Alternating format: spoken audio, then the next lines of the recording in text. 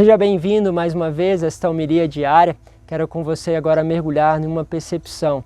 Você tem percebido a ação do mal na sua vida, na vida da sua família? Sabe como ele age, como são as suas atitudes? É um pouquinho disso que o Evangelho vai nos falar hoje. Queremos mergulhar então nessa experiência juntos.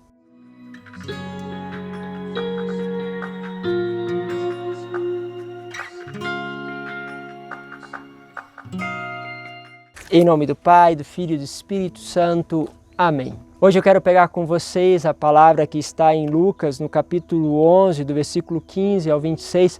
Vou trabalhar com vocês bem o início, que fala justamente dessa entidade que chama Beelzebu.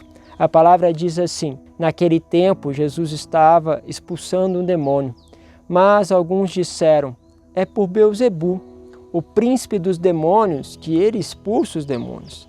Outros, para tentar Jesus, pediram-lhe um sinal no céu. Mas, conhecendo os seus pensamentos, Jesus disse-lhes: todo o reino dividido contra si mesmo será destruído e cairá uma casa por cima da outra. Então Jesus vai expulsar, vai realizar a sua obra, as obras de libertação, e aqueles homens começam a questionar. Então, se tem toda essa autoridade, só pode ser o demônio que está agindo nele. Só pode ser então obra do mal, e dão então esse nome dessa entidade a Jesus, como se ele estivesse usando-se dessa entidade. E aí Jesus coloca esse critério: bom, se o mal está agindo, fazendo bem, então ele está se colocando contra ele. Todo o reino dividido, ou seja, alguém fazendo bem e o outro fazendo mal, não podem então ficarem unidos, há uma divisão. Esse princípio vale para todas as ações do mal. Quando se há uma ação do mal, ele provoca divisões. Quando começam as picuinhas, aquelas conversas de família, que você percebe sutilmente a ação do mal, de um irmão contra o outro, de um sentimento de afastamento, de dúvida, de desconfiança, divisão.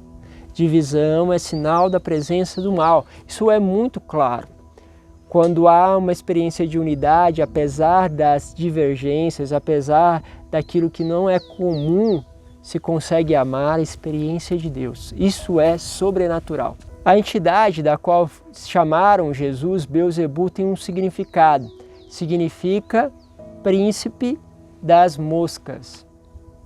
E aí a gente precisa entender como que agem as moscas. As moscas vão no lugar onde está apodrecendo, aonde está cheirando mal, aonde está ferido. Então você vê mosca pousando em feridas de animais, por exemplo. E aí o que faz eles? Eles vão passando de material podre em material podre, de ferida em ferida.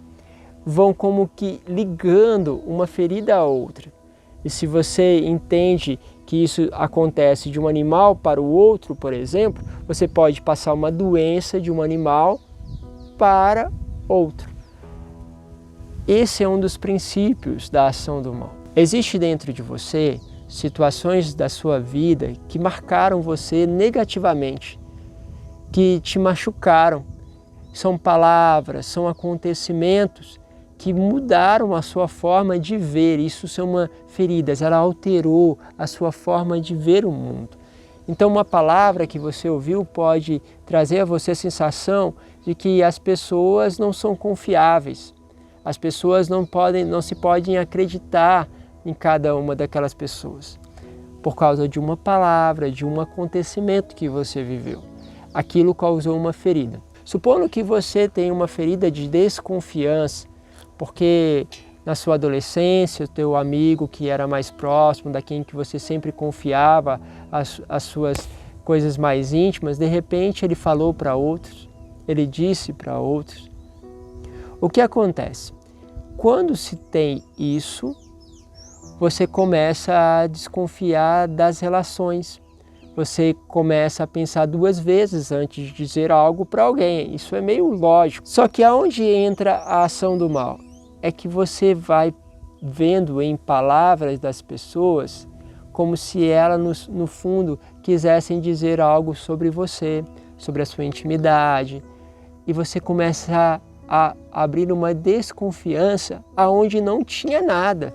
A pessoa estava falando, comentando um fato, e você, por ter uma ferida, você pensou que ela estava dizendo como se fosse uma segunda intenção sobre você.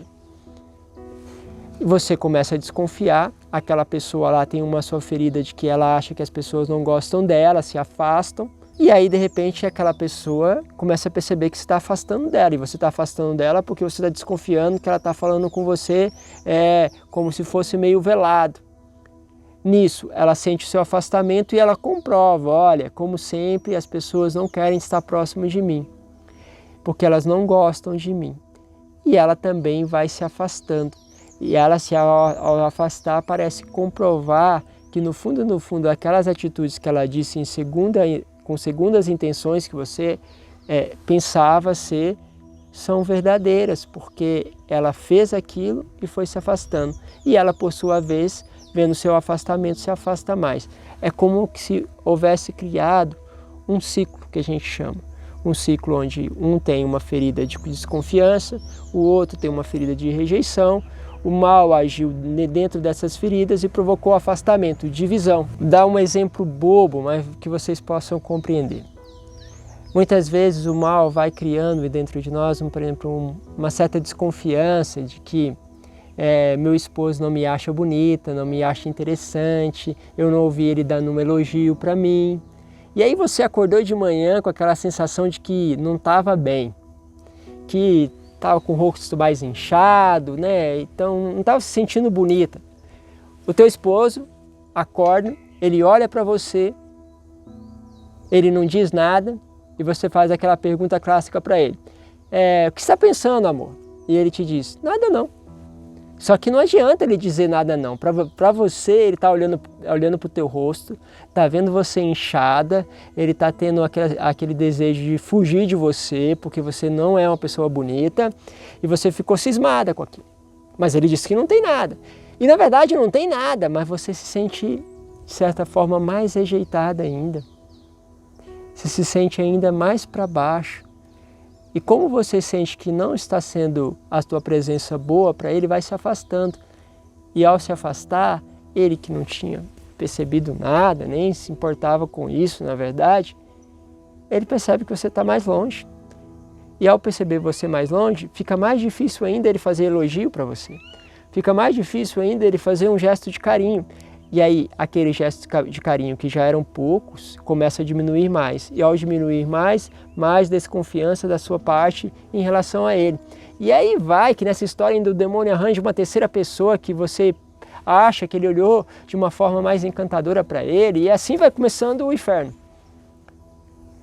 O demônio vai agindo naquilo que são as nossas feridas. E a saída é que ele, ao criar divisão, precisa ser destruído pela unidade. É necessário sentar e dialogar. Pense um pouquinho nessas ações, eu estou aqui só fazendo um pouquinho superficial, porque precisaríamos de mais tempo, e aí eu te convido aí no canal e lá no Instagram e a pegar o vídeo com mais detalhes. Mas vamos juntos, não deixe que a ação do mal divida a tua casa. Um grande abraço, Deus os abençoe, Pai, Filho e Espírito Santo. Amém.